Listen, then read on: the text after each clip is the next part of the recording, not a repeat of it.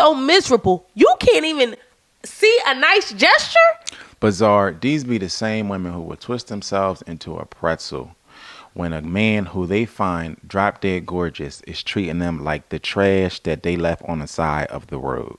They will twist themselves into a pretzel to justify all of his actions. If they think that he is, tantamount to Brad Pitt or whoever is the picture of beauty, this man could not pick up the phone for them, could ignore them, never take them nowhere, never do anything for them. And because they think he is a beautiful man, they will give every excuse. We've seen it happen. I've seen it they will give every excuse in the book for that man. But then the minute this man come over and is consistent, respectful, and he's been consistently cordial. Respectful. I mean, consistently respectful. When I caught a funky dog head.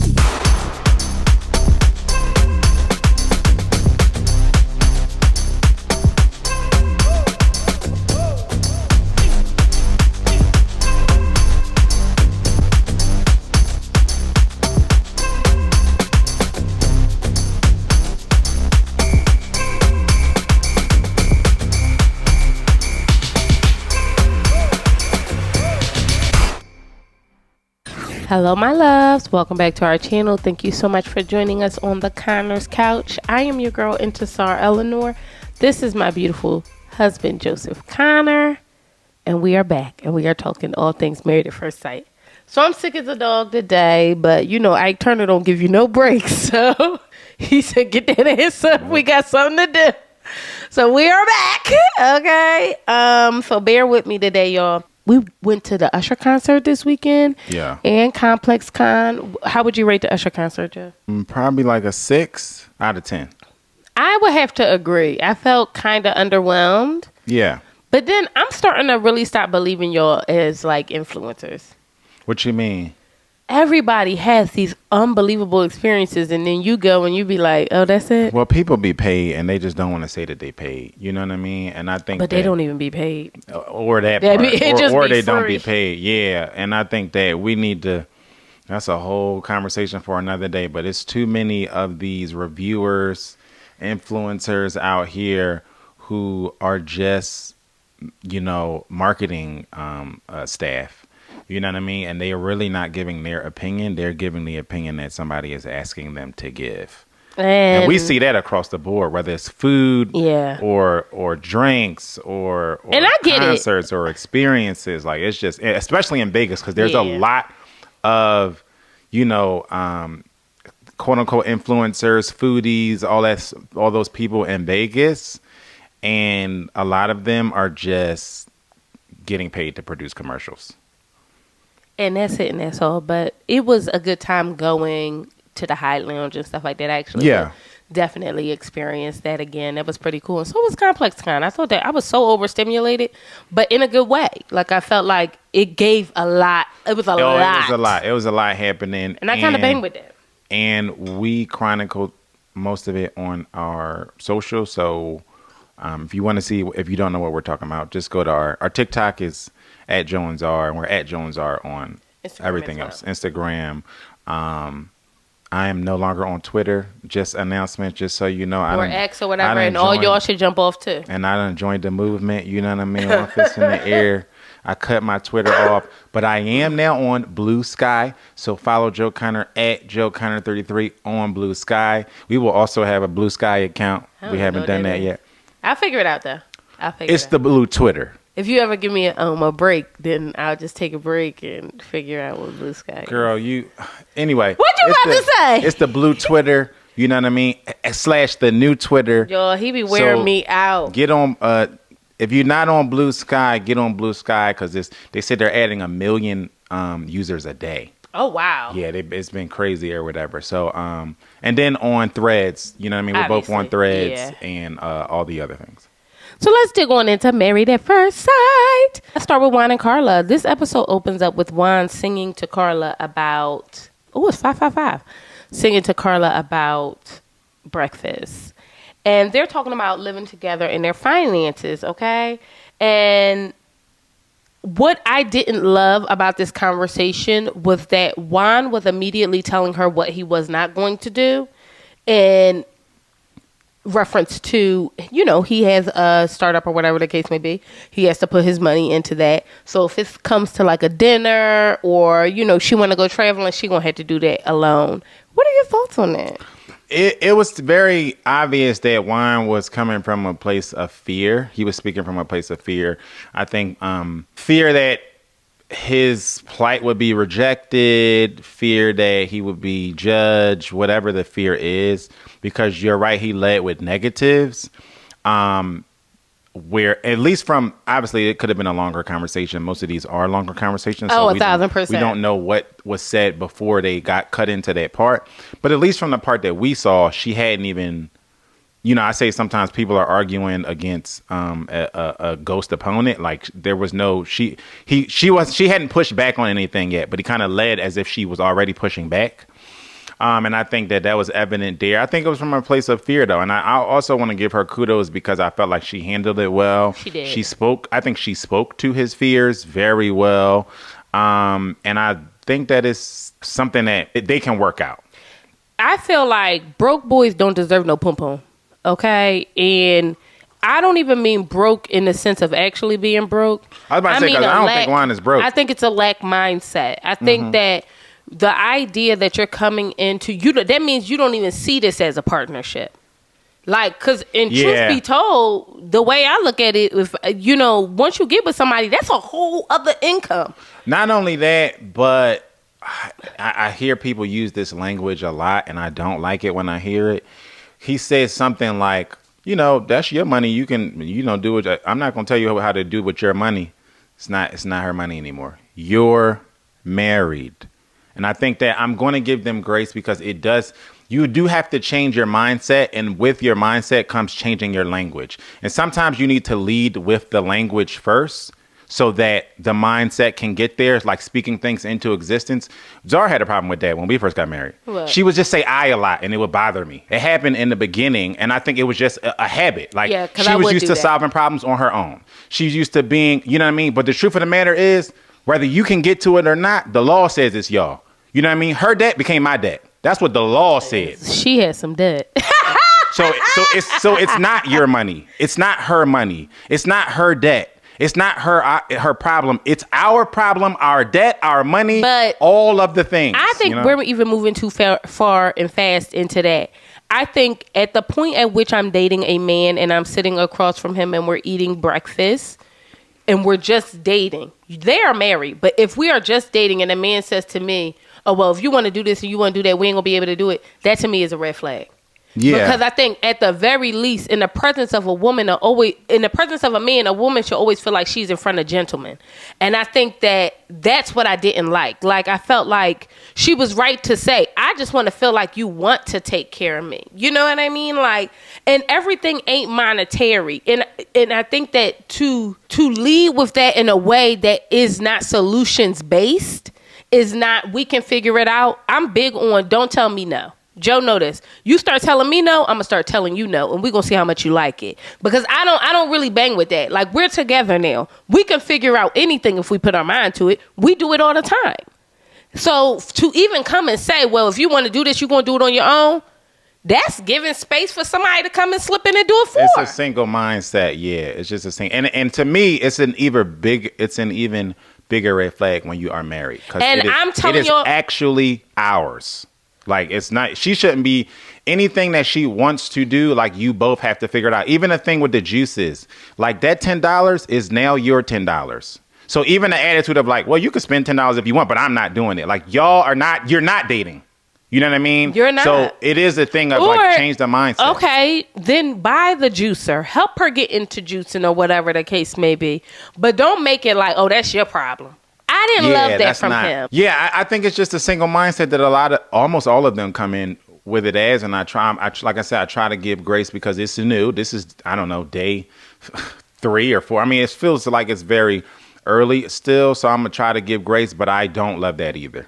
But what he did say about her, which I liked, is that Carla is really light. And I get that from her. Mm-hmm. Like, she really is go with the flow. They were on the canoe when they flipped over. And she was, like, going with the flow with it. And I kind of bang with that as well. Like, everything doesn't have to be a thing. You know what I mean? Like, yes, you want to be around somebody who can just vibe and do their thing or whatever in whatever space. And I feel like Carla is able to do that. But one thing I like that they had a conversation on the bus with the entire group, and Juan said, and I've been telling you hoes this for I don't know how long.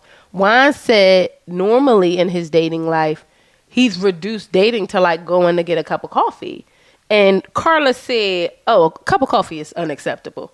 And I thought, this the type, y'all gotta listen. But the irony, we just had this conversation. I literally just said, and I couldn't even believe it. I was like, but she's absolutely correct. So do you think a cup of coffee is acceptable for like a first date? I don't think that's a first date to me.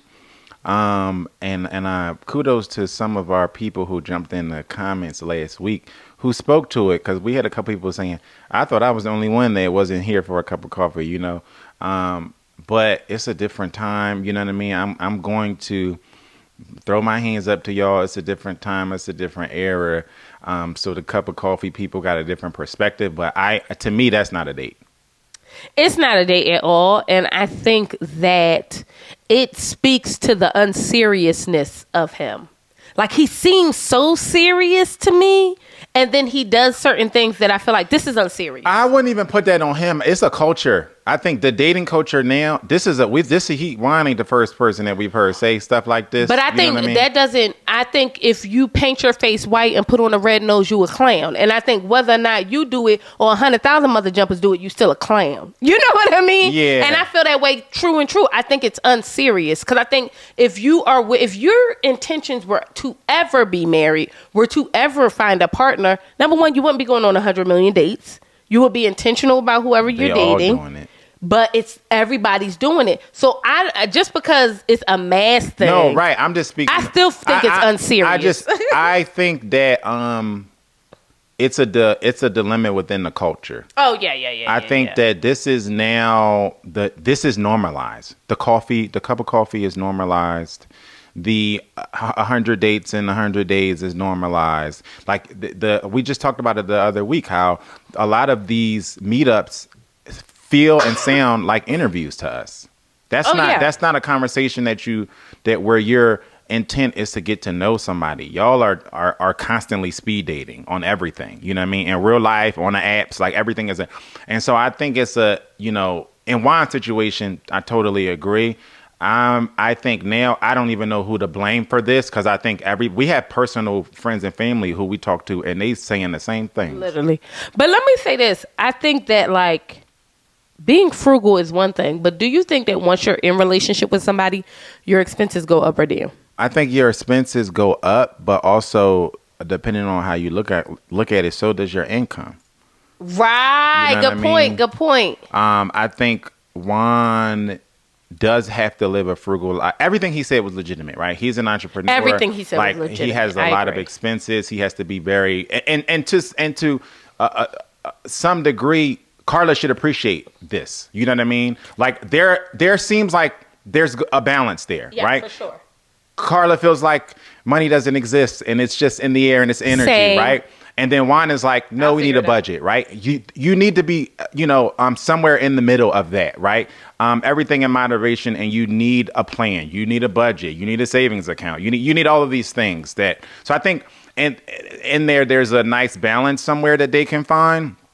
At the same time, I think Juan is coming from this as a single man where he was not having to consider anybody else's feelings about, when he went out to eat and when he didn't, what money he spent, what juice he bought, all of these things. And I see them all having a time and trying to navigate their speech and transitioning from me to ours.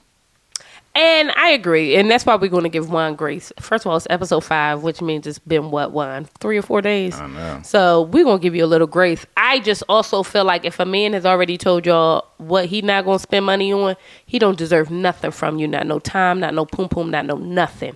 And we have to normalize not sleeping with men. Because there was a time that men felt like it was a requirement to feed you.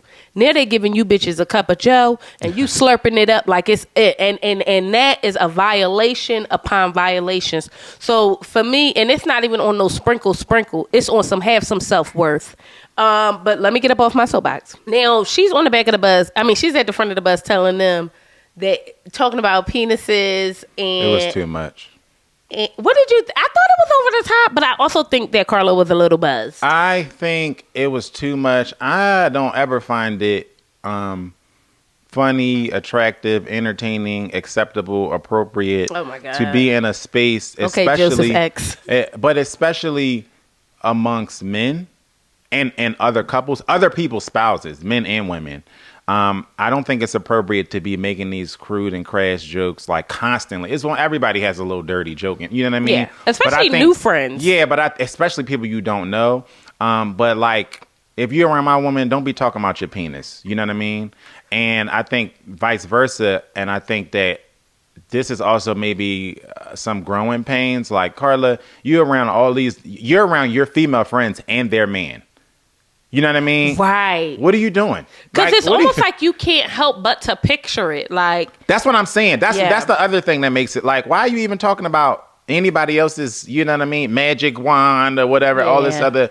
That's the whole fairy part that you got to reel in. Like, girl, you can't be doing that. Because to push it forward a little bit, Juan seems like he's the type that will be in spaces with dignitaries, right? You can't get drunk and be talking about, you know what I mean? He does seem like he handles a lot of business. 1,000%. Yeah, he does. It's very realistic to think he has to go on an investor meet, right? Yeah. Where he needs to, you know, but they might be the ones that like it. But still, you can't go into it. You don't know who's in the room. Your wife saying some wild stuff out her mouth might be the reason why you lose an investor. Because they like, why you even hang with this? You know what I mean? Yeah.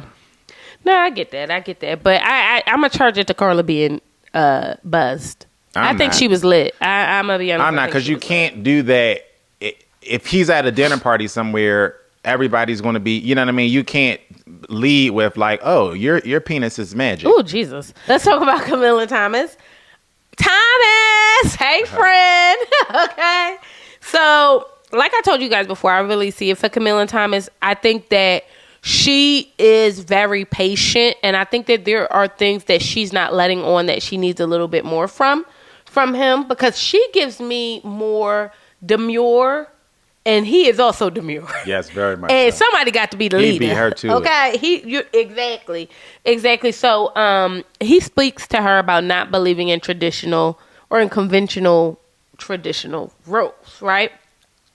And her thing is, I don't necessarily, he says, you know, if you know something more than I do, then you should take the lead and vice versa.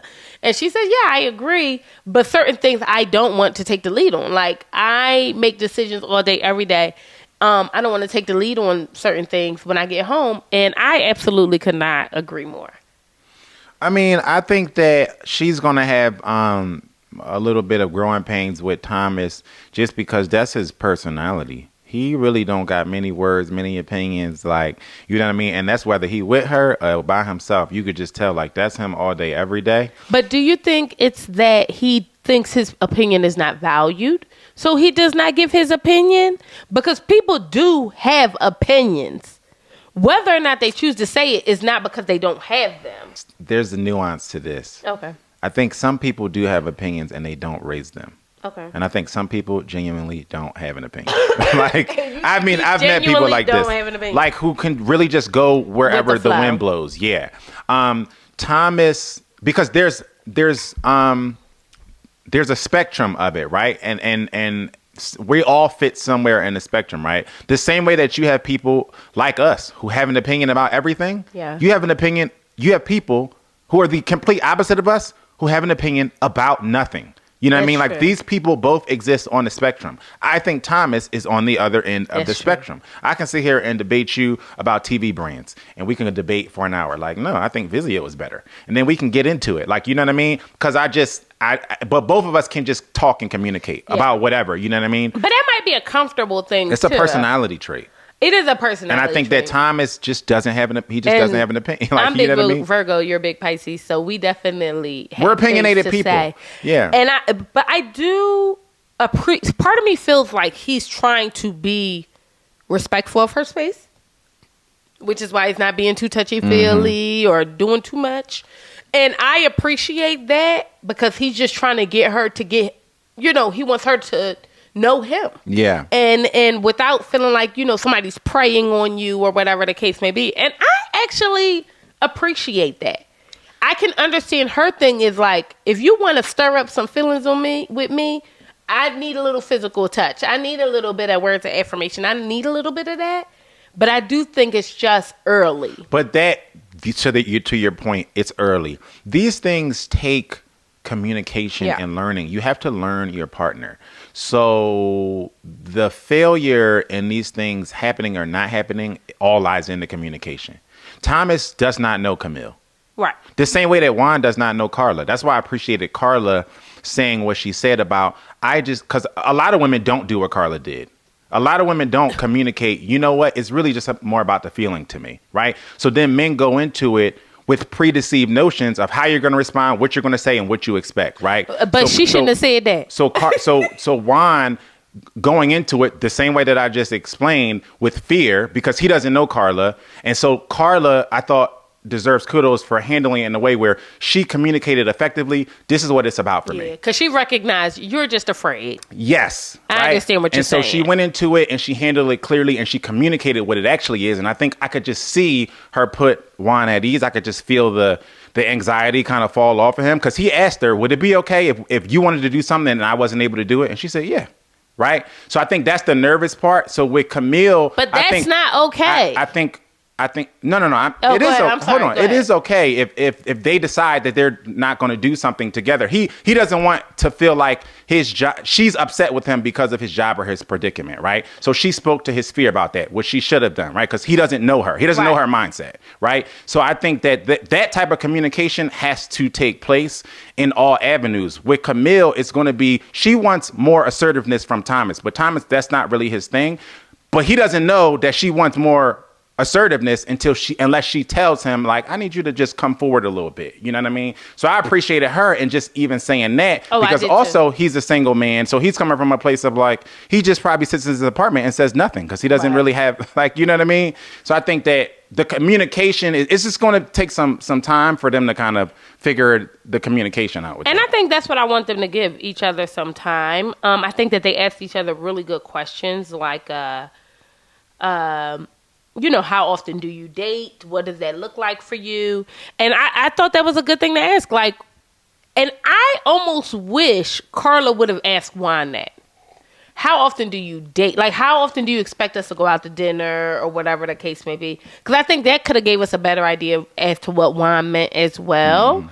I do think it's an issue when somebody in the beginning of a relationship tells you that they're not, if I can't do it, I just can't do it. I think that it's rigid.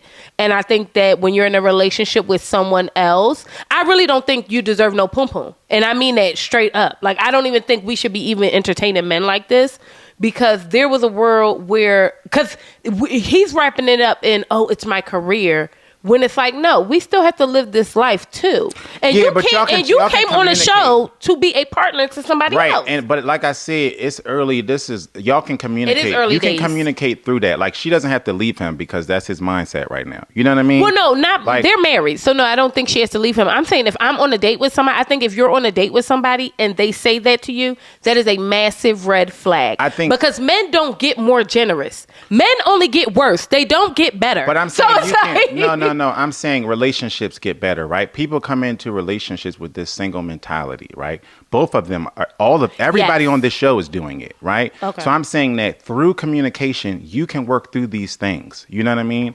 Juan, like I said, Juan is speaking from a single mindset because he was single, and a place of fear. He doesn't like, you know what I'm saying? So I think we saw just in that moment how they communicated and got through. Like, obviously, it's going to take more conversation and things like that, and there's more. Yeah, because when he starts telling her ass no, it's going to get really funny. Right, but I'm saying, like, obviously, there's more nuance and things that they need to tackle. But in that moment, I thought they both handled it pretty well. With her saying, like, you know what, this is what we can do. You know what I mean? I agree. I appreciate you him being communicate honest. through these things, especially because you're strangers. You know what I mean? So you have to be like, this is what my expectation is, because most of the time when you coming in, your expectation as a single person, as two single people, are completely whose different. expectation is to be with somebody and not do anything and let them know that if it's out of this realm, I'm not doing it. You don't think that's rigid? We hear every season somebody come in and say, I'm not going to change for anyone. We've done multiple. Oh, no. They You're all say it. That's correct. what I'm saying. You're absolutely correct. Which to me is anti-marriage. Just that sentence, and you're going to change for your spouse. Everybody does. You should. Unless we watch a Married at First Sight and none of these mother jumpers make it past decision. Well, that's been a track record. But full stop. Like, you're going to change for your spouse. Right. And that's a part of the process. They all come in with this mindset of, I'm not going to change for anybody. So this is who I am, and take it or leave it.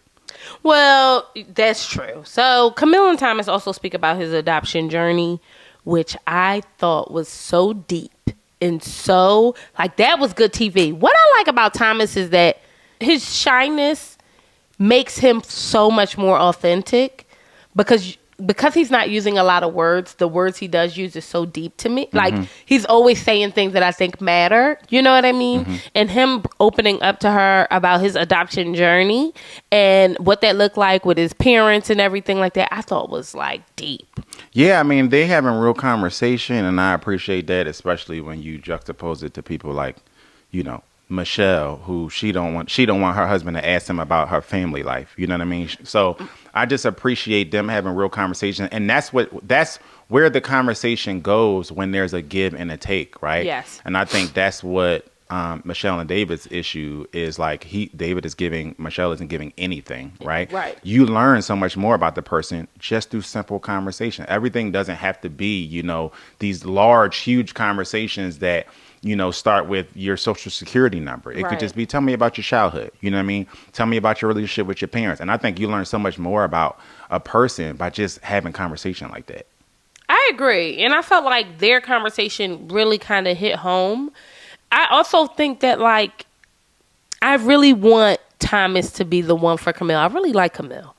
And I really just like how even keel she is. She just seems like, you know, sometimes we get people on here that you're just like, you are not ready. Yeah. But, you know, watching watching Camille, I really do feel like these women are ready. I feel like they are open, you know what I mean? And I don't want Thomas to be so introspective or introverted that it kind of, you know, scares her away. I think, like I said, through communication, they could work through that, because I think, here's why communication is so important.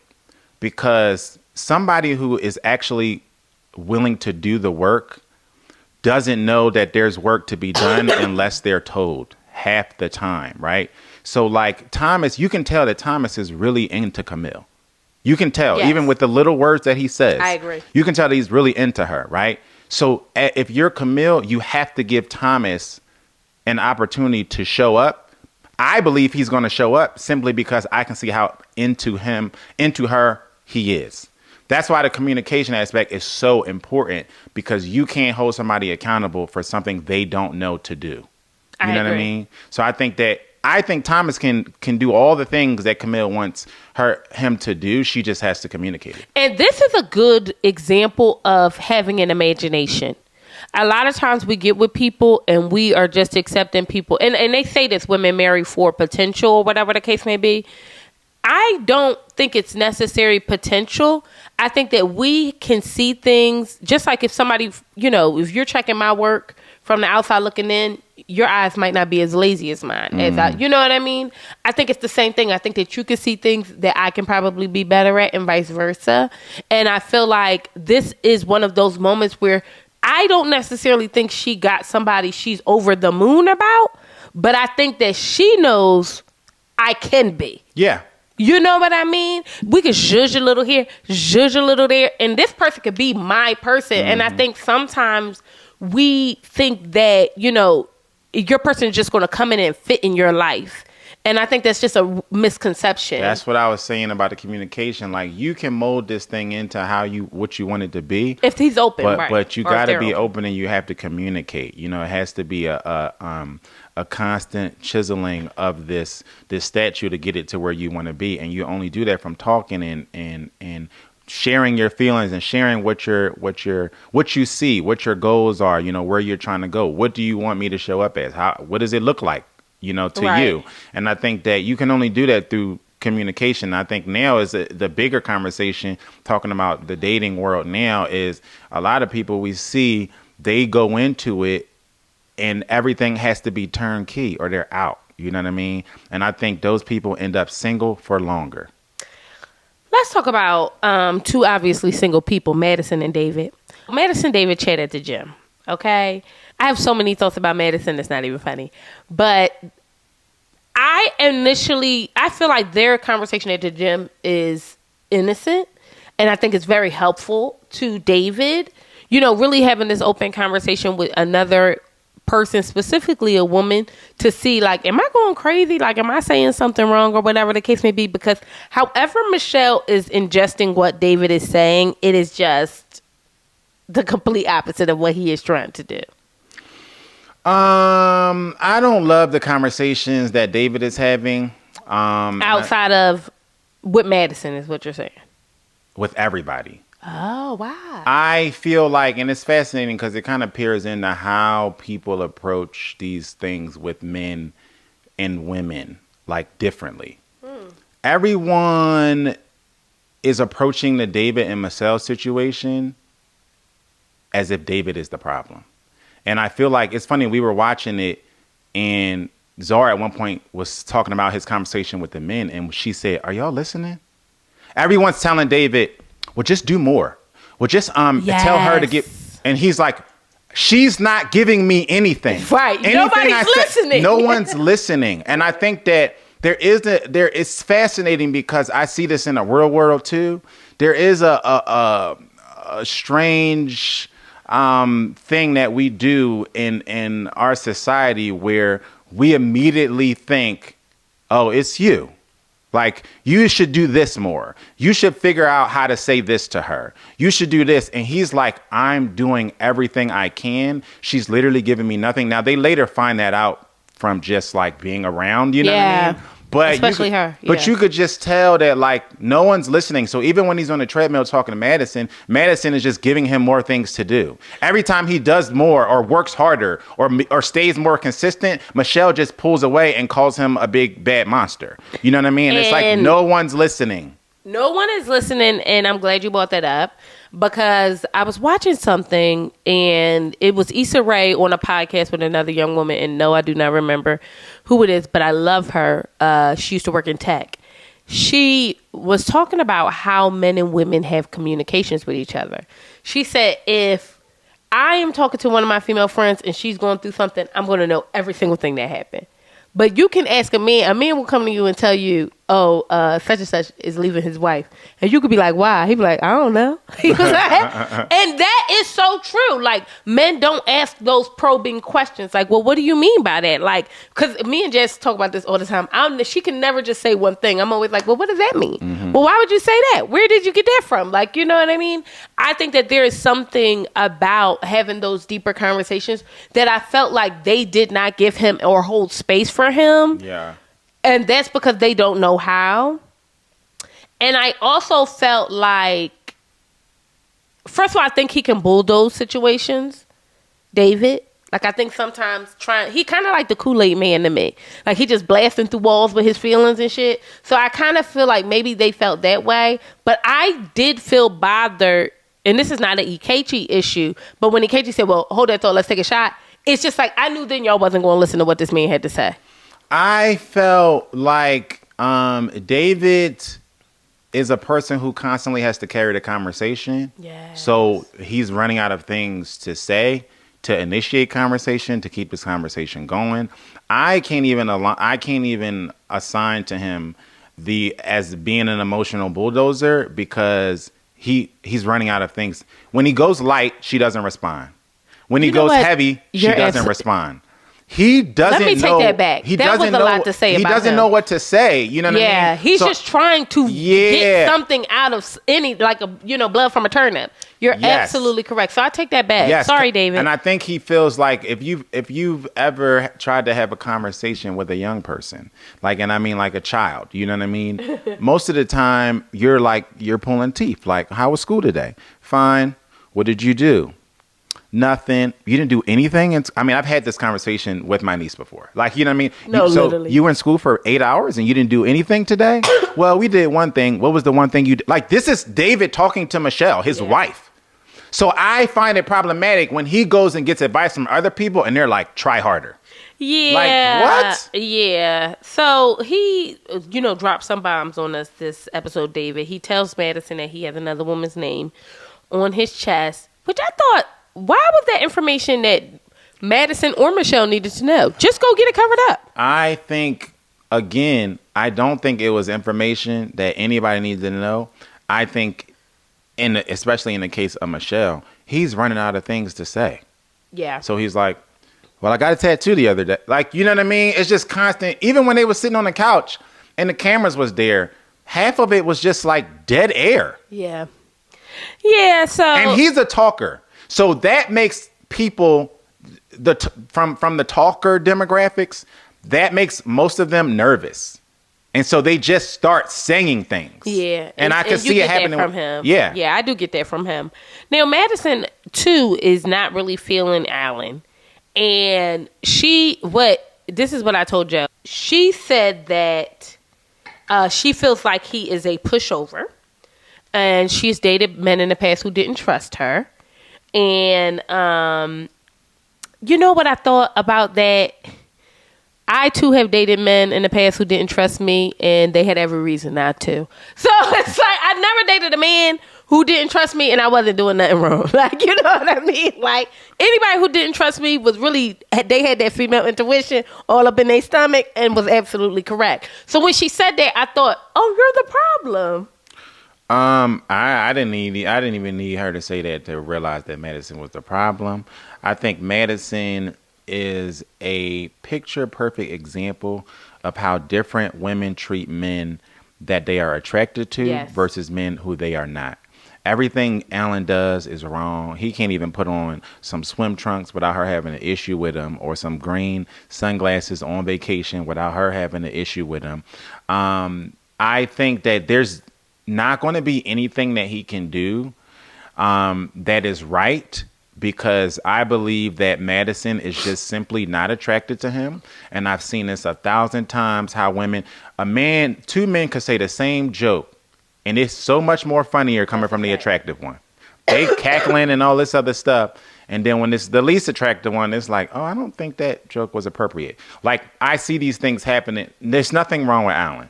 She just doesn't find him attractive, and it's very clear. And so now she's nitpicking at everything he does and everything he says. But I thought it was a big thing to say that to even bring up the word pushover for somebody you don't know. Right. I thought that was day really 5 or 4. It might not even be that. You know what I mean? I thought that was really presumptuous.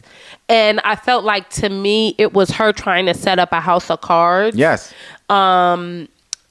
She wants Alan, she said something like, oh, I just want you to tell me how you're really feeling. Like, be honest about how you're feeling. And he was like, I am being honest about how I'm feeling. He was being himself. But you said that to him because you want him to say, you funky dog kid ass bitch. Yeah. Then you want everybody else to be like, oh my God. You want to be like, oh my God, he called me a funky dog kid ass bitch. Yeah. And now I cannot deal with this. I can't deal with the disrespect. That's really what you want to happen.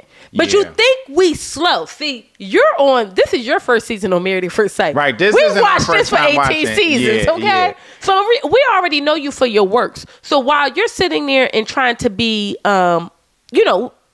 manipulative, yes, and manipulate him into trying to get a rise out of him or whatever the case may be, but coding it in, oh no, I just want you to care about you.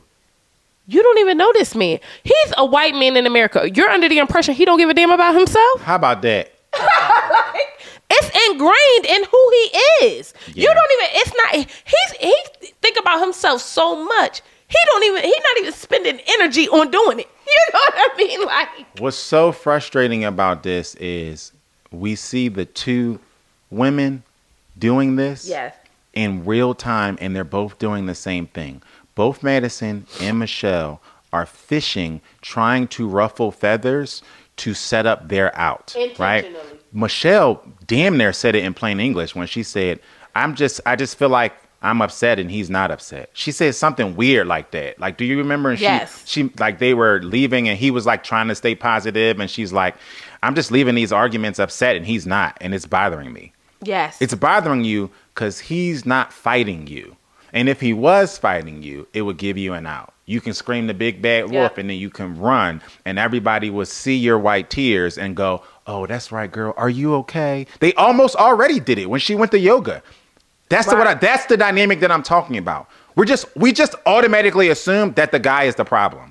Everyone's in yoga like, But I think that the women in yoga kind of held their feet to the fire. Like, I don't no, think they did. I think they did with Michelle. Like, girl, you got to give him grace. Like, even Camille spoke to that. Like, I think it was she has to too get out of her soft. own, but they don't know each other. Yeah. I think it was too soft because they don't know one another. I think if you talking to a group of girlfriends, you'd have been like, girl, is you stupid? Like, what Yeah. are we doing here? I've done it. I don't see Michelle even when she was on the phone with her girlfriend in the hotel room. Like, I didn't see it there, and I think it's frustrating because both Madison and Michelle are doing this thing where because they don't like their spouses, and you can tell, and this is drawing back to attraction because now we both know that they're not really attracted to their spouses. They're doing this thing where, especially because neither one is problematic.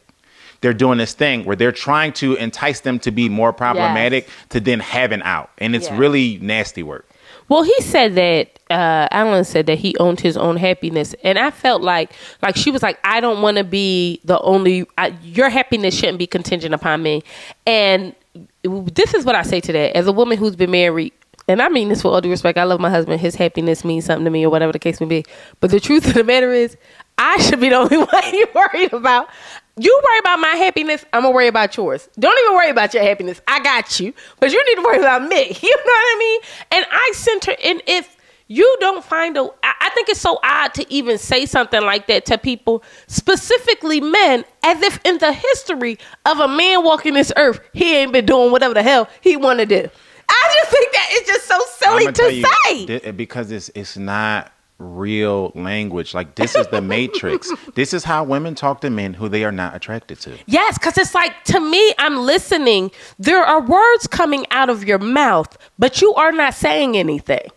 Think about the conversations that go on between, say, Camille and Carla and their husbands versus Michelle and Madison and their husbands. Yeah, it's so different. It's so different. And that's because I just referenced two women who are either in or semi into their husband, and then two women who are not. In the conversation, I've never heard Camille or Carla say, well, don't worry about me. You need to focus more on yourself. Like, I've never heard, because they like their husbands. I've never heard any woman say that to a man who they were attracted to. Like what? Ever in my life. I've never heard just never anyone happened. say those words in my life. Pay less attention to me. What? It's only... Don't prioritize my happiness. Prioritize yours. It's only when women are not attracted to the man to which they say fuckery like this. Yeah, it's the only time I've ever seen it happen.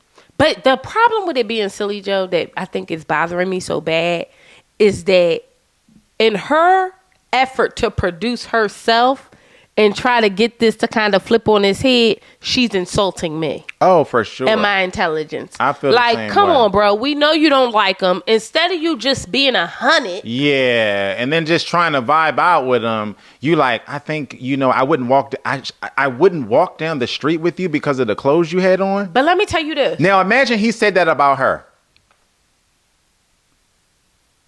Like, just imagine he said that about her. And I mean this with all due respect. She cute, but she look like, you remember the dinosaurs show back in the day? Oh my God, Zara, yes. She look like the mama. She is the mama. You know what I mean? Like, I don't think she is giving like baddie. I don't think it's giving that. It's just mean, and I It's think mean. And I think that if the shoe was on the other foot, we would call him mean. We would call him a dog. And the truth is, I'ma start calling y'all out. Y'all, the way y'all get up here and talk about other people's looks, I'm gonna start calling y'all out on your looks, okay? Because I am a baddie.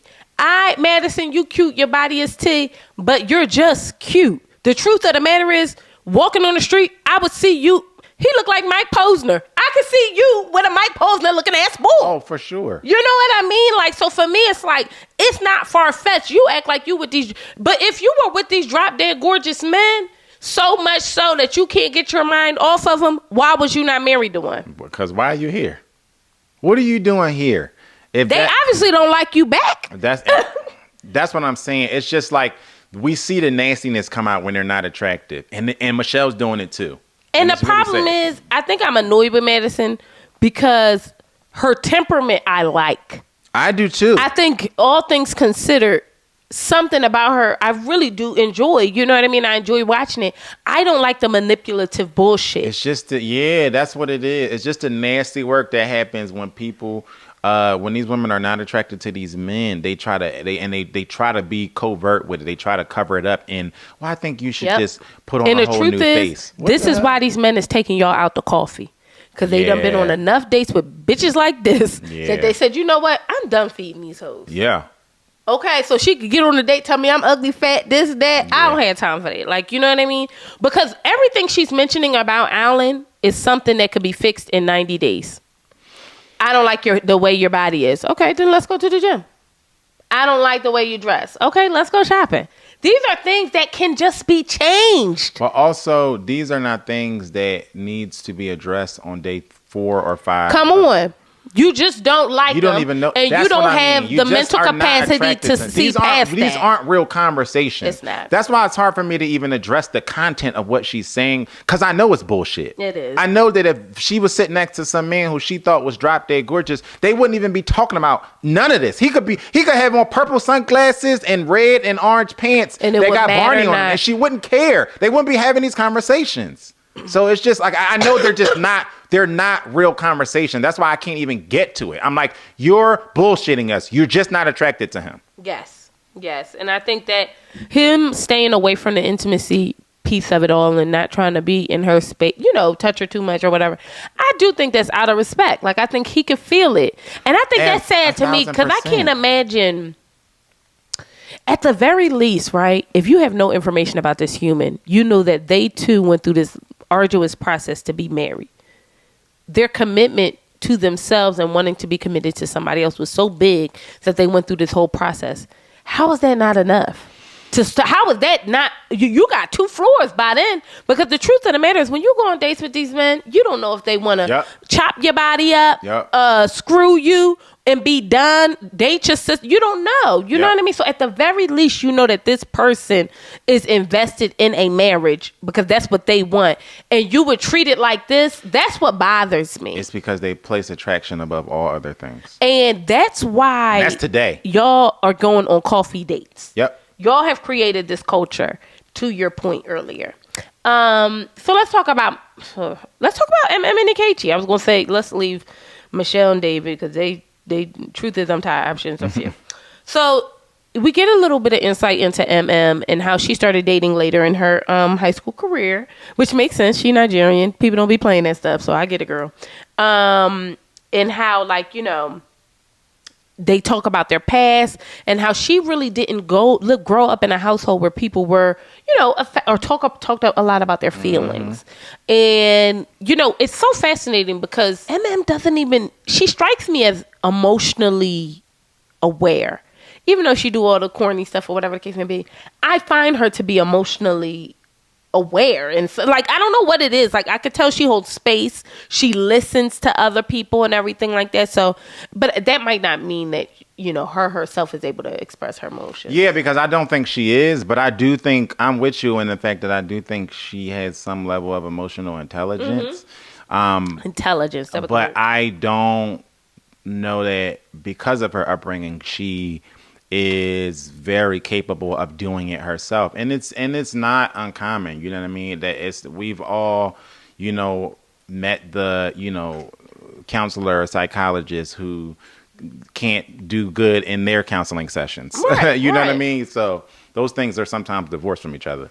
So Nkechi talked a lot about how he bounced back and forth between his mom and dad. And he went to a different school every semester, which I felt like, wow, that's got to be hard, especially in those pivotal years as a teenager. Yeah, especially when one parent is kind of like rejecting you. Like he's had a situation where his dad basically like was just all out, basically kicking him out the door. You know what I mean? And before he physically did it, it sounded like he was emotionally doing Right. it already. Right. And that's got to be a hard, and I often wonder how those people navigate relationships. It affects you, full stop. I think that you can feel it. You know what I mean? Like, as somebody been on the other side of it, I think when we started, addressing certain stuff, like I could feel the transformation. I could feel the transformation between your parental relationship with your father and our relationship.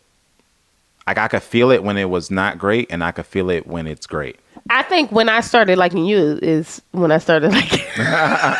No, I don't mean to say that my daddy is everything to me, but I you do feel think, it as a spouse on the other side of it. You can feel it. It definitely affects your dating life, your all of those, your relationships. I do think you're right, though. Your relationships. It definitely affects the relationships. because I saw my daddy as like, my dad is the piece de resistance. He in the streets of Philly, and he is a bad bitch. You know how I call Joe bad bitch? My daddy is a bad bitch. And so everybody loves him. You know what I mean? Yeah. Like, he's like the mayor, high key. So, but that bred a lot of resentment for me, because I used to be annoyed because I'm like, you're all these things to all these people, but my mom. Like, you know what I mean? And that's your wife. And that used to stress me out. And, obviously you grow up, you get older, and you just start to I went to extensive therapy, if I'm being honest. I went to real extensive therapy. Shout out to my therapist. I ain't gonna say his name because he probably cursed my ass out right now. But he really took me, step by step into like kind of healing how I felt. Because I always tell people, my older sister is my mom before divorce. Oh, so in love with my dad, whatever. I'm my mom after divorce. I never saw it for him. So I used to be like, he would be nice, and I'd be like, whatever. I need this, and that. You know what I mean? And not until I got older and I kind of worked on myself was him and I had a real good conversation. And he was just, listen, I apologize for anything you feel like I didn't do or whatever. And I just started to see him as a man. Like, I started to see him less as this deity that I created and more as a person who, too, is living this life for the first time. Mm-hmm. And he's allowed to make mistakes, and he's allowed to, I'm giving him room, because now I feel like it's so funny. In my older years, I feel like he is like a phenomenal parent. Mm-hmm. Like, I feel like, he's done a 180. And not that he was a bad dad, because I don't want to, like, my dad was present. Every time I talk about this, people be like, girl, please, your daddy was like, This is what I tell people. When you talk about dads, there is a such thing as a spectrum between a good mom and a bad mom, right? But if your dad was present, you had a good dad. That's it. That's the only barometer for a good dad. Was he around? My daddy was around for everything or whatever. So people would be like, yeah, that's a great father. Like, what are you bitching about? But I think that the relationship that I wanted to have, despite the fact that my dad was a doting father, loving, purchased us, he did all the things, I still felt a disconnect that now I don't. Now I think it's been healed. And I feel like that was mirrored in our relationship. Like, because I knew my daddy for his works, I treated every man like that. And I think once I got out of that mindset, it probably wasn't until our first year of marriage. Now I have a little bit more grace. Yeah, I would agree. You know what I mean? And I think I'm a softer place to land because of it, because I've been able to heal some of that past relationship. Yeah. So I do wonder how Ikechi has kind of tackled that. Because, one thing I didn't ever feel, I never had to get out of my daddy house or my mama house for that matter. So I don't know what that feels like for somebody to say you need to be, I don't know if I'd be able to reconcile that. Mm-hmm. Yeah. Yeah, I think that in wanting to see more of the experts, for me, it's to address stuff like this too. Everything is not about, him leaving the toilet seat up, right, or who's going to take out the trash. Sometimes you just got to dig into the personal things and see how you can address that, because that's definitely going to affect the whole, for sure. So one thing I want to call out that Ikechi did that I thought was, these are the small things that people don't notice. It started raining outside and they were eating breakfast, and he put the towel over her head. I don't know why I thought that was the sweetest thing ever. Because I feel it's complex. My feelings about MM and Nkechi, because I can see how he's into her. Yeah. You know what I mean? And I can see how she's into him, even though they're not really, like they said, they weren't intimate, you know, for real. But they have moments of public, affection and things like that. You know what I mean? And sometimes it's not even so much in the, kissing or having sex, but sometimes it's in those little things that show a level of intimacy that might be even greater than somebody who's been smashing every night since they got to Mexico. Right. So the guys have a tequila tasting, which I thought was kind of cool, even though the girls went to yoga, which I didn't think was that cool. And not because I don't like yoga. Joe gonna say, I mean, some people like to do that on vacation. I'm like, are you fat? No, that's not what I was saying. What I said was, typically, that's a thing that there's a large demo of women who actually would plan that. We have a friend who that would be she would plan. She does retreats and everything. But that's just a personal thing for Zar. Zar doesn't want to do, like, she don't want to be going on no wild goose chases. She don't want to do a whole bunch of crazy activities and stuff like that. Like, she want to go to tequila tasting with the men's. That's what I want to do. But that's not. But I know plenty of people who would have just planned to go to yoga with their girlfriend. I think what it is for me, and we're going to get into the guys, but just so you know, what it is for me is that I plan so much of every vacation that we're on. So by the time I get to the vacation, if I have to leave the resort, do any kind of thing, that to me is work. Like, now I have to do more work. I can't just exist. You know what I mean? And because I feel that way, I don't want to do it. Like, I'm just like, I'm not doing that. Like, you know what I mean? Take me to a tequila tasting. Somebody make me a drink. I'm laying by the pool because this is all I want to do. Like, you know what I mean? Unless somebody planned it end to end, then okay. Because, I need to see it end to end. But if it's not done that way, then no, I don't want to do it because it gives me anxiety. It's like, and that feels like work. Yeah, but Zara's not the activity girl, period. No, I've done activities before. No, I'm saying, like, certain stuff you just don't want to do. If I want to get you to go, like, to the goddamn, what's the mountain in LA? I got to, like, I got to coerce you, like, that man, you know out what I mean? from the top of the mountain to the bottom. I cursed Joe out so bad on Rainier like, Canyon. Dangle a bag for her or something, like. The man turned around and said, "You're almost done." He was like, "You're almost done." Like, he said, "I promise, you're almost done." Like, you can make it to the end. You're almost at the end. Whatever. The point is, plan it and then I'll go. You That's be not planning true. stuff now, and I'll be just going. Because I know the stuff that's palatable for you. I wouldn't plan for us to go. I already know. I don't want to hear you, like, cry about it. So those things I don't. Oh, you be tired of me complaining? 1,000%. Like, not even like. Joe! Because I would do it if I thought that we could make it. You know what I mean? But I'd be like, it's not even worth it. Like, let's just go ahead. But Joe told me he's tired of going on vacation with me, and I'm not doing nothing. So I got to learn to get up and do. No, I just be wanting to do some. It don't. For me, I don't need a whole, like, agenda. Like, sometimes I just want to go jet skiing. That's it. Or sometimes, you know what I mean? I also am not to go off the resort guy because I like my safety. You know what I mean? Have you been to these countries? I'm not leaving. Yeah, babe. You know what I mean? So it's just be small stuff. But that's what I'm trying to tell y'all. Like, I would have to pull teeth to do it. Well, whatever. While at the tequila tasting with the guys, Ikechi describes his relationship with MM as her being a homie. Mm-hmm. So he takes that back to MM like, I told him, like, you the homie or whatever the case may be. And I think the terminology for her wasn't. She was triggered. It had nothing to do with. She looked like she'd been the homie too, more than enough times. And I could tell that it had way more. Her response had way more to do with her past experiences, because EKJ was just saying, like, we friends, you know what I mean? And I think the guys didn't take it as, oh, you're not attracted to her, she's just your friend. And I didn't either when it happened. I think part of why she didn't date so much when she was younger until later is because she was the homie to a lot of people. You know what I mean? I think that MM is beautiful in her own right. I think she's highly intelligent. I think she's driven and all of those great things. But I also have met a MM before, and she was people's friends. She wasn't. She also doesn't give. She's the first, approach at a bar. You know what I mean? She's not the first.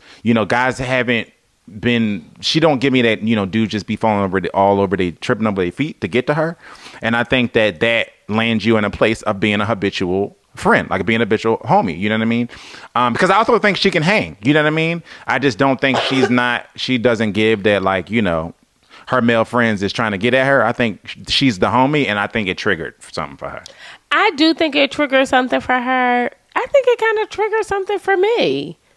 Not that anybody has ever really referred to me as the homie. I think it's more like, y'all remember Steve Harvey's book, Act Like a Lady, Think Like a Man?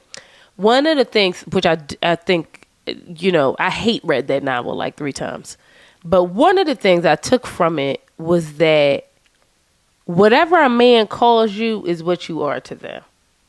And I find that to be very true. I think that it's weaponized incompetence to pretend like he doesn't understand exactly what she's saying. I think that to describe it that way was exactly what he meant. And I think that what she was looking for was more of, and I think rightfully so, was more of a romantic description of their relationship. Because I think that there were ways to say it that didn't feel apathetic. And I felt like the way he said it was like, oh yeah, she the homie. He didn't say it like, he said it like, yeah, she the homie. He didn't say it like, let me tell you something. If I met her in the street, like that would be like that. We would rock, like, or whatever. Like it didn't come off that way at all. I think the problem with that book is that everything isn't black and white. I think that within the context of what he said, you can absolutely perceive what I brag about you being a homie all the time. I say my wife is my best friend. I say sometimes I had a conversation with somebody a while ago to where I said a lot of times we're hanging out and I almost forget that I'm like with my wife because I just feel like I'm with my best friend. In that moment, I wasn't demoting you from wife to. And they knew that. I didn't have to say, like, you know what I mean?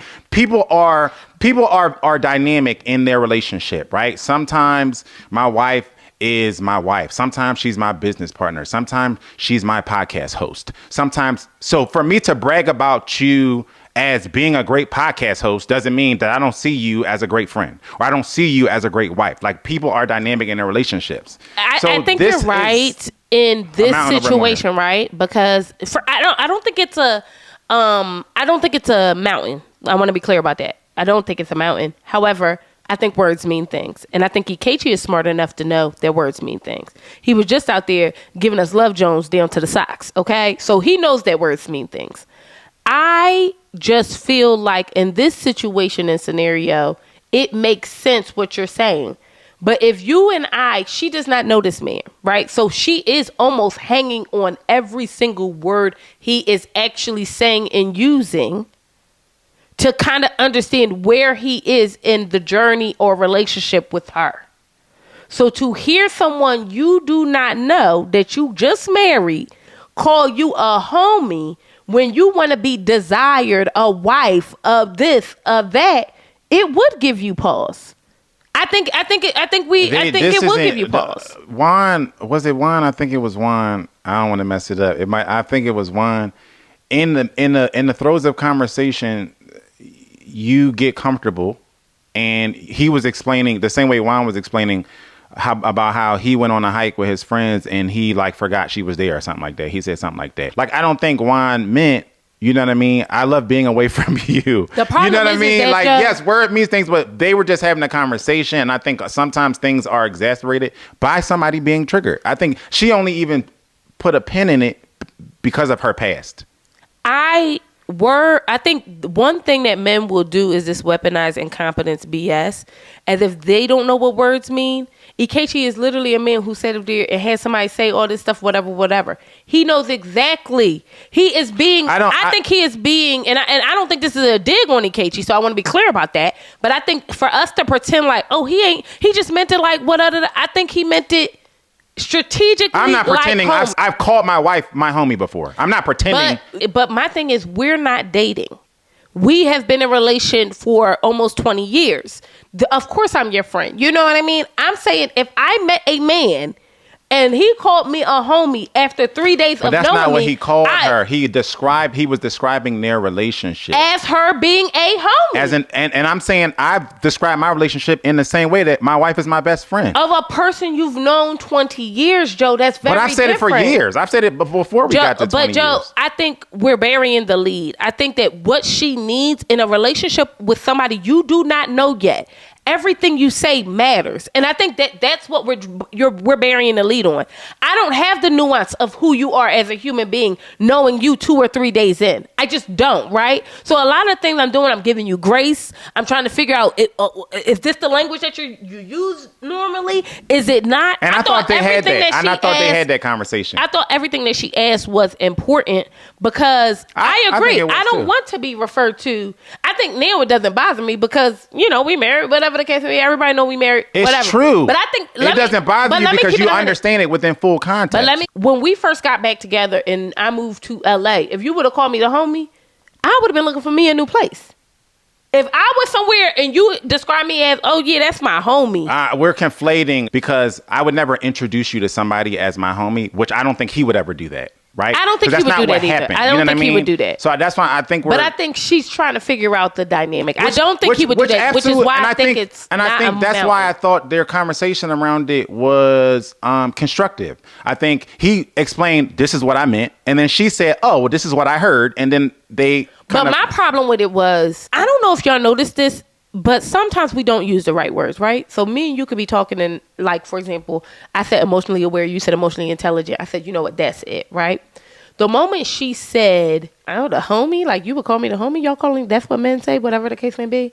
The idea that he didn't affirm her in that moment, like he said, yeah, when I say homie, I mean like, you were able to say my name, you were able to do this, like that make you the homie. That to me bothered me because it included no romantic value. That's what I'm saying. So even him clearing up, didn't clear it up for her. He cleared it up for him. Because clearing it up for her would have been providing her with affirmation that you don't got nothing to worry about. I think you fine. I think you this. I think you that.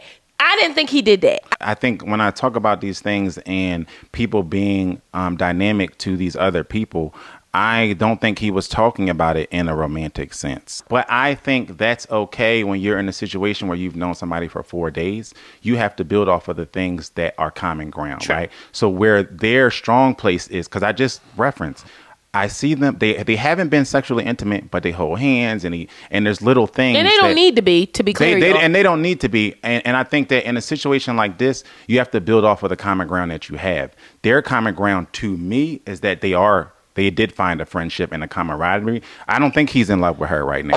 I don't even think that he really feels, the va-va-voom that Carla gives. You know what I mean? So I just don't think that there's anything wrong with that from a man who you've known for 5 days. I don't think there's anything wrong with that, him feeling that way, full stop. I don't even think it's anything wrong with what he said.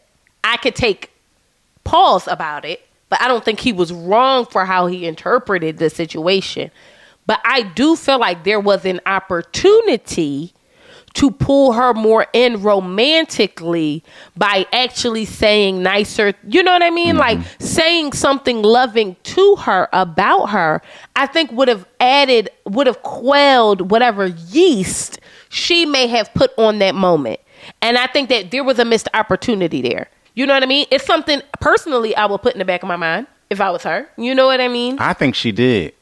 And I didn't get that this was an impasse or that their night ended. I don't think it's right. I think it's just something you kind of chronicle and then you just, okay, like let's move on. I heard what you said. Because also I think she's attempting to understand how he communicates. But that's what I'm saying. That's what I'm really trying to get at, y'all. There's things, the way that I talk today is not the way that I talk when I first met my wife. You know what I mean? You learn your spouse. You understand things that might hit her ear wrong. You know what I mean? Things that I would say to other people, I wouldn't say to her just because I already know what her interpretation of it might be. So I explain it differently, or I use different words. You know what I mean? And I'm speaking from somebody who has known this person for a long time. So I'm saying the same way that that Juan slipped up, like these things will happen, especially when you don't know this person and you don't know what might be a trigger for them, or you don't know what might hit their ear wrong. So I think these things are going to happen. It's important to have a conversation when it does happen. Yeah. And then and get just back be from it, which I feel like right they about did. It. And I feel like they did. I agree. And I feel like they both handled it the best way that they could. I do too. I just want women to like men who like them.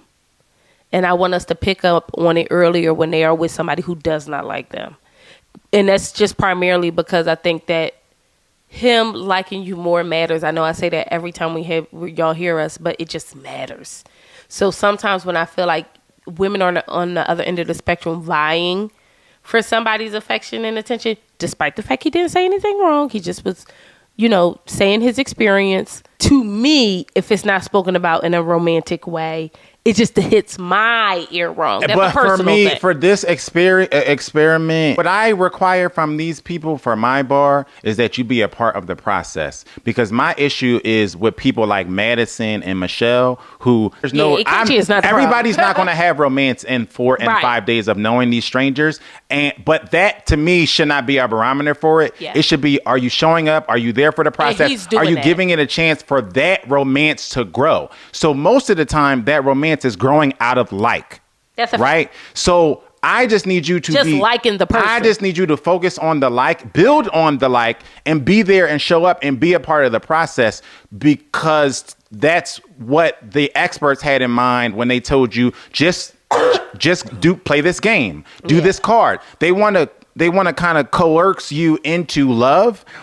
Because right now, I don't expect anybody to be in love. I just expect you to show up. So my biggest issue is not somebody like Ikechi saying that I feel friends vibes. It's somebody like Madison saying, I think you're problematic, when we all know it's just because I'm not into you. Or Michelle saying, back off because you checked on me. Like, that's a perfect example of David is a part of the process, right? We had an argument. I left and said, you know what? When you're ready, can you text me? That, to me, is being a part of the process. At this point, David doesn't even like Michelle. He can't. If he's human, he got to be like, this is a piss poor human being, and she keeps treating me bad. But he keeps showing up just to be a part of the process, because the expert said, go to the honeymoon, do these, go out to dinner, keep it light, do this, do that, right? Like, if that's things that are a part of the process that they have set up for you, at this point, my expectation is just for you to show up and be there. I'm not going to really give anybody demerits who isn't lovingly doting on there. I just want y'all to be nice to each other. You know what I mean? Lovingly doting. That's not what I'm saying. I don't think you have to be lovingly doting. I think that read the room. I think some things people do need to be affirmed when they don't know you. They didn't choose you. They didn't do right. Sometimes you do have to give positive reinforcement. That's what I'm saying. And I think that I want to be clear, because in terms of who is really the problem in this episode, it is not Ikechi. I want to be very clear about that. Yeah, you know what I mean? But I do think he's going to get. I think something is brewing here, because he said something that kind of gave me pause. He said, right now, me and MM are just vibing. We don't need something to talk about daily. And that says to me, he's going to get fatigued with the production process. Which I think, full stop, that is on the table. But I wish that more people I wish David and Michelle would just vibe. You're on honeymoon. And I think that's that's why it's not amount. If you're not totally into your spouse, something can come from, we've seen couples to have it in the past. Something can come from, you know what, we're just going to try to vibe, get through this honeymoon and see where things go. I don't want to say he's not attracted to her. I don't think you have to be sexually but there is something obviously not there. But I think that my guess would be attraction, heavy, heavy into the way Thomas is heavy into Camille. But my barometer on day 5 isn't you have to be Thomas and be heavy into Camille. I just think you need to at least, my floor is you should vibe. You should be vibing. And I think that if David and Michelle, I think David is one of those people who you can have a good time with, whether you thought he was attractive, whether you liked him or not. And I think that MM and Ikechi are just having a good time because they can vibe with each other. So let's dig into somebody who is doing the absolute positive most. And that is Michelle. I actually really don't even want to talk about her.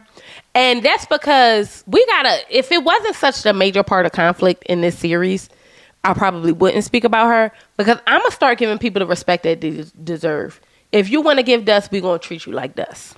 And that's really my issue here. I think that the biggest issue at this point in your relationship is not being a participant in it. That was my issue with the whole conversation around KK and the MM. Like, they having conversation and they just had they're vibing. They're vibing and they had a miscommunication. Michelle is telling David to back off and to stop checking on me. I think coded. This is what's problematic to me. Like, to me, I don't expect you to be, best friends and lovers. You know what I mean? Yes. I don't expect but have some respect. And Ikechi respects MM. But that's it. Like, I'm not projecting who's going to make it to decision day and who's not. I'm saying that right now, everyone in here, Michelle, should be an active participant in their relationship. Right? You're going to fumble over words. You don't know each other. You don't know each other's our humor. Yeah. You don't know each other's vibe. You don't know how each other's talk to their friends. Right? I've heard plenty of things that Zara said to her friends that I thought, I don't like that. You know what I mean? But after a while of just understanding how she talks to her friends, I just ignore her. Like, okay, she was going to say some bullshit. It is what it, you know what I mean? Because she real rah. This is what I'm not going to do. But she doesn't do that. Not in this house. That just doesn't. But I learned over time, because I now know my spouse, that's just let her go ahead and bullshit to these girls, right? If I'm giving somebody a demerit, it's not going to be because they fumbled their words over talking about. It's going to be because they are not participating. David is walking around the resort by himself, doing coffee reviews like Kiki Flynn. To me, like, if we are red flagging, we need to this is what we should be red flagging. Today. Like, I don't know what they're going to happen. I agree. Like, I'm saying today, my problem is you not being an active participant in your relationship. I don't expect you to be in love with your spouse today. And I also want to couple that with the fact that I think Ikechi and MM are moving at a great pace. The reason why I want to defend MM and Ikechi today is because I think more of these couples should just be vibing. I agree. And I appreciate that he said we're vibing. A lot just happened. Yeah. We just got out of this whirlwind of a wedding day. Now we're on a honeymoon with a complete stranger. Yeah. You got to build on something, and you can't build on love. When you marry a stranger, you don't have love to build on, right? And most of the time, you don't have romance to build on. So the only thing that you're building on is friendship. That's why when I say this has more to do with MM's past than it do, because I think that all these people should be building on right now is a friendship. Like, we gotta be home. Just respect the vibe. Like, you're not gonna be in love. You're not gonna be. You're not even gonna be deep in like. You know what I mean? And my issue with Michelle is that David is he can vibe with anyone. So if you would just vibe with him, you might like it. I think my thing is I read too many Agatha Christie novels and Sherlock Holmes and James Patterson, so I'm always waiting for the other shoe to drop. So I'm like, but also, I do that. And to your point, yeah, she do. I do it in real life. Movies, and she be trying to spoil the movies, and I'd be like, let's focus on today. No, literally, but I do it with people. I do it like I'm reading people like I'm in the FBI, which I thought about applying for a job at the FBI, but then I thought I used to boost back in the day. They ain't gonna hire me. But like in real life, I thought like, you know what I mean, like. I am constantly thinking and waiting for the other shoe to drop. So this is not, don't be like that, y'all. Live in the moment. Respect the vibe. Because a lot of times I do disrespect the vibe. Like if I feel something, I'm fucking shit up. You know what I mean? I'm trying to give y'all grace, right? I'm trying to, because everybody is, this is a lot. Like you didn't sign up to marry a stranger. Everybody I'm is, so bored this with is that. A lot, right? As if it's not a lot for the man in a relationship too. Everybody is, this is a lot, right? And Michelle is the biggest this is a lot victim. I'm trying to even give Michelle grace of, okay, Michelle, we know this is a lot. Just vibe with this man. Just go to the beach with him. He's like, They have an argument. He's like, you want to just go down and chill by the pool or go for a walk? That's the vibe. That's the vibe that you should be doing today. I'm not saying that that David is going to be the world's best husband or even a Kechi or even Juan. But what you should be doing today is just vibing on the beach. You're in Mexico. The weirdest part about this is that you're 3 days in. You made a decision after months of being in this process to get married to somebody. And in 3 days, you know that they ain't the person for you. That's what that don't even make sense. Let me tell you. It makes no sense because if you truly, as a producer, I would be upset with Michelle because you gonna come on this boat and sit here. We on a boat. You can't go nowhere. But not only that, why not just have a good time with the guy? That's what I mean. Like, just be a part of the process. I wouldn't even be on day 4 or 5 or whatever this is. I wouldn't even be throwing it on you to show up a certain way or anything like that. You in Mexico, throw on a bikini and talk to the guy. But I'm sure she's been on vacations and had longer conversations with strangers than she's had with David. You know what I mean? So at this point today, David and Michelle could completely fall apart by the time they get home, right? Same thing with MM and Nikita or any of these other ones, right? But today, you should just be vibing. But that's my point. Like, you should just be vibing. You're on a beach, on a resort with this guy who is not a monster. But my thing is this: you're on a all-inclusive, all expenses paid vacation, and you can't find the silver lining in it. You just gonna stay in the room. Like, to me, your relationship with misery is way too deep. Yeah, it's deeper. It's deeper than David could even ever understand, because you're making an active choice to be miserable. You're making an active choice to be mean. You're making an active choice to be upset. The truth of the matter is, he keeps giving you reasons not to be, and you're choosing to be mad. Yeah. And then you're calling people your friends, and this is how I know you miserable. Is because the way they talk to you about the situation. Yeah. Well, I mean, I don't think you should really harp on that. Like, you should just try to enjoy yourself. How do they know that you need to enjoy yourself on an all expense paid trip to wherever, despite the fact it's raining or not? Yeah. And you don't know that. We've been on resorts when it was raining a ton of times. Right. I'm still going to have a good time. Yeah. And I feel like this speaks to why she hasn't been in a relationship for 6 years. See, a lot of y'all will have conversations like, oh, I haven't been in a relationship because I choose not to be in a relationship. When the truth of the matter is, everybody else, the whole dating pool of the world. And the truth of the matter is, it is everybody else. They have not chose you. Right. You're terrible to be around. You're a disgusting human being. The idea that you could be around somebody who could be as respectful as David has been, he trying to figure out what do you like? What don't you like? You know what I mean? To say you feel smothered, I think that these words are back off. I don't even like the language she using. And this Hakeem be speaking to. I'm not on my Dr. Umar stuff. It breaks my heart to see that a man is going through this and he's a man of color. I'm going to say that. Yeah, the language is given coded. It's coded. But also, just like I said with Madison, this is a clear indication of how so many women treat men that they're just simply not attracted to. It's like it turns into this thing of like, I'm not even going to be cordial with you for Michelle. Like how can you just not be a nice human? Especially when he's giving you nice human energy. He's very much so the guy that you could just be on an elevator with and just end up talking whole time. Yes. You could just tell that that's how he gives the cuddly, huge teddy bear energy. You know what I mean? He's talkable. He just like him. He gets in the gym. Him and Madison probably talk the whole time. You know what I mean? And I just think that. But then he talking over her. Oh, you keep talking over me. I only heard her talk. I only heard her talk, but that's what I mean. It's like they see a complete when they don't find you attractive, everything is completely different. He's not even allowed to talk back to her. Oh, don't talk, don't say anything, just stop talking. I can't get a word in. It's like all you did was sit here and talk at this man. You know what I mean? And now you have a problem with him checking on you. Say what woman ever? But Joe, this is what I be saying. Y'all really don't want nice men. Y'all don't. Y'all want to be treated like shit. And you would have to even say stupid stuff like that out your mouth. I don't give a damn if you don't like him or not.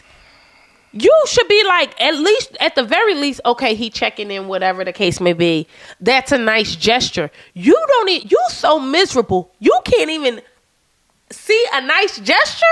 But Zar, these be the same women who would twist themselves into a pretzel when a man who they find drop dead gorgeous is treating them like the trash that they left on the side of the road.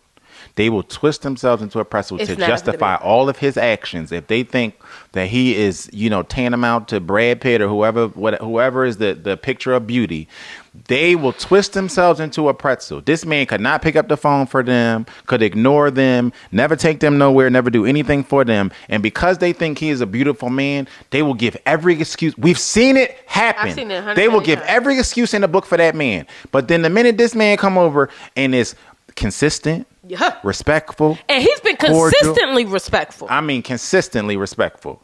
When I called her a funky dog head. Days ago.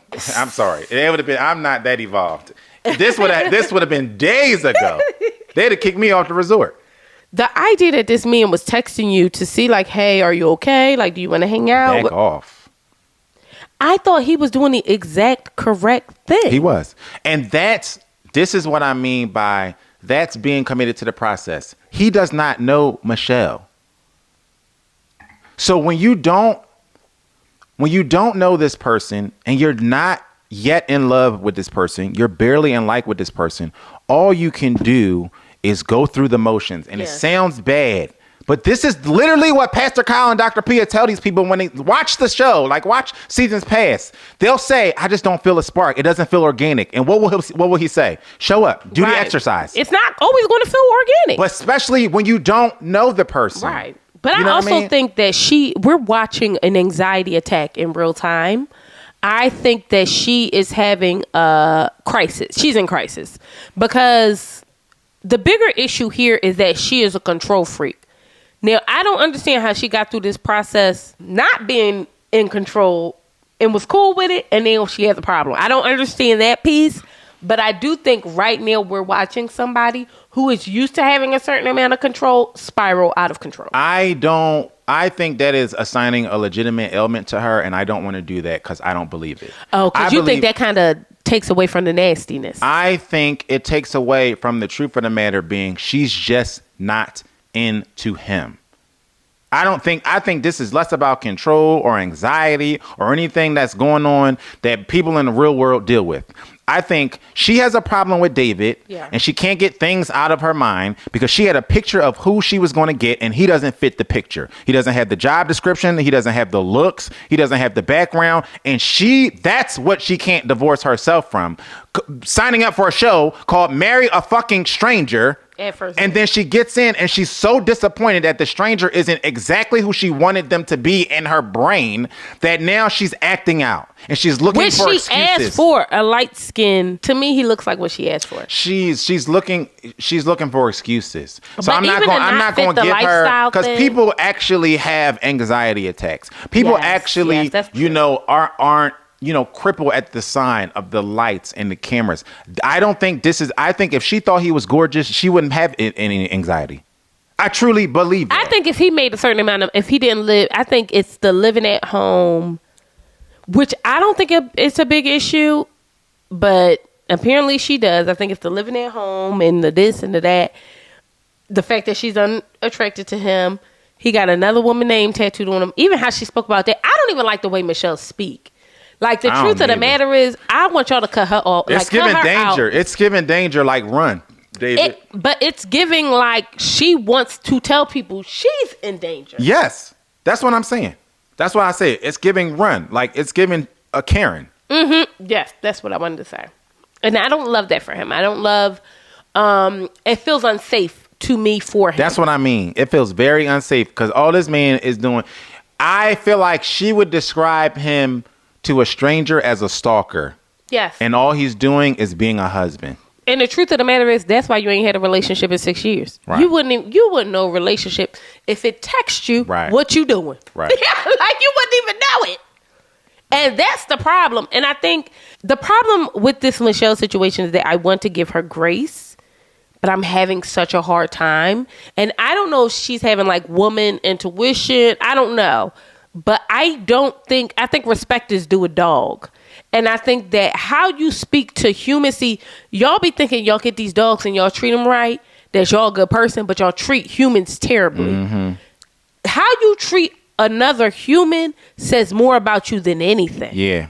And I don't even like how she's handling this. And it's saying a lot about her. And also how your friends are talking about to you is saying a lot about you. Yeah. And the way the producer said, well, you got married at first sight for a reason. What is the reason? And she was like, right now, I don't even know. I'm ready to be done. Y'all, it's day 3. You don't even trust it's really a lack of trust in yourself. It's really even more deplorable to me because I'm Mr. Keep the Same Energy. It is deplorable to me to treat somebody nasty who is treating you the exact opposite of nasty. I think it's bad too. It makes it worse because I'm gonna keep the same energy the same way. You want to go to the basement, I'm trying to go to hell. But if you are giving me respect and you are nice to me, it's a sign of insanity to me to then be treated well by someone and to in return treat them deplorable. Like I think you are crazy. Yeah. You are crazy. You would tell this man to back up and all he's asking you, are you okay? Right. Hey, do you want to? You're crazy. Right. And you're nuts. Yeah. And I think it's just really unfortunate. It's unfortunate. So we said all we had to say. The problem with this whole thing is that I think we're going to have more opportunities to, dig at Michelle. And that's really sad. It's just really sad. Like, I don't want to be doing this. You know what I mean? But yeah, I really y'all got me caping for men way too hard in 2024, y'all. These women y'all are down bad right now. But I want to see love. You know what I mean?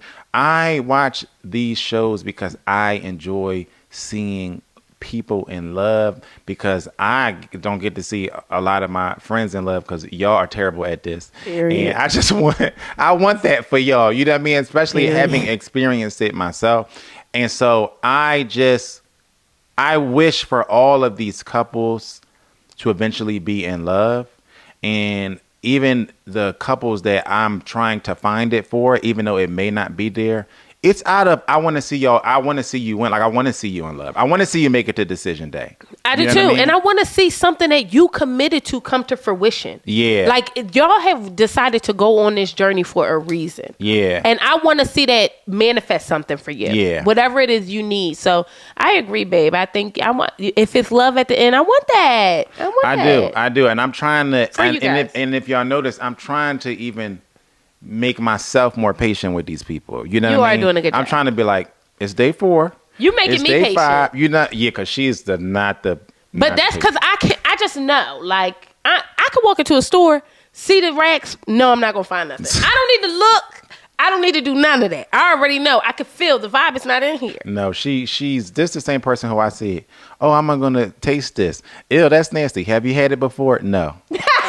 That's her in a box in a basket. Just put it on a t-shirt. He loves it here. Thank you guys so much for watching. Bust down, tell us what you guys are thinking about this episode of Married at First Sight.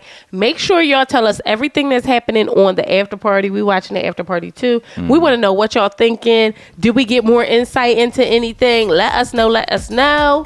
I'm your girl, Intisar Eleanor. This is my beautiful husband, Joseph. And thank you for joining us on the Connor's Couch. Peace.